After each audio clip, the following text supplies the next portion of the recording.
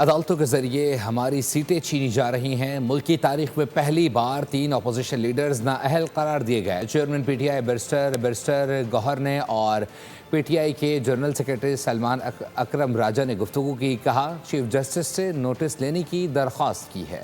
Chairman P T I barrister Gohar نے کہا عدالتوں کے ذریعے ہماری سیٹیں چھینی جا رہی ہیں۔ ملک کی تاریخ میں پہلی بار 3 اپوزیشن لیڈرز نااہل قرار دیے گئے۔ الیکشن کمیشن نے اختیارات سے تجاوز کرتے ہوئے ہمارے ارکان کو نااہل کیا۔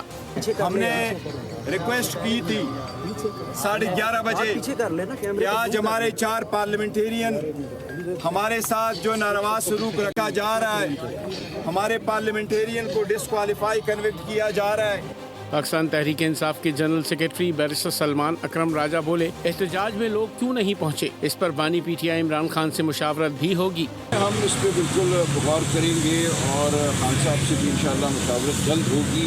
جو یہ ایک غیر قانونی قدغن لگائی گئی ہے، ابھی ہم اس کے خلاف لڑتے رہیں گے۔ ہم اس کو آئینی سطح پہ سپریم کورٹ تک لے کر جائیں گے۔ پی ٹی آئی رہنماؤں نے ارکان کی نااہلی پر چیف جسٹس سے نوٹس لینے کی درخواست کی۔